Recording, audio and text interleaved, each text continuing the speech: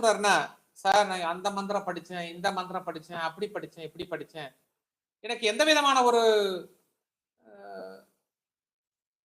ரிசல்ட்டுமே வரல. என்ன அப்படிங்கிறது ஒரு சில கருத்து.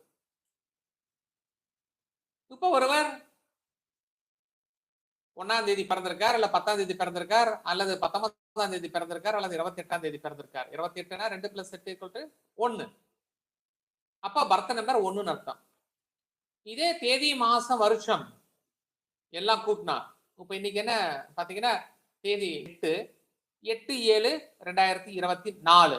இது எல்லாம் கூட்டிக்கிட்டா அது விதி எண் அப்படின்னு சொல்லி வரும். இந்த பிறந்த எண் 1ஆக இருக்கலாம் அல்லது விதி எண் 1ஆக இருக்கலாம். இவர்கள் எது போன்ற ஸ்லோகன் அதிகமாக படிக்கப்பட்டால் இவர்களுக்கு யோகம் உண்டு அப்படின்னு பார்த்தா, ஆதித்ய இருதயம்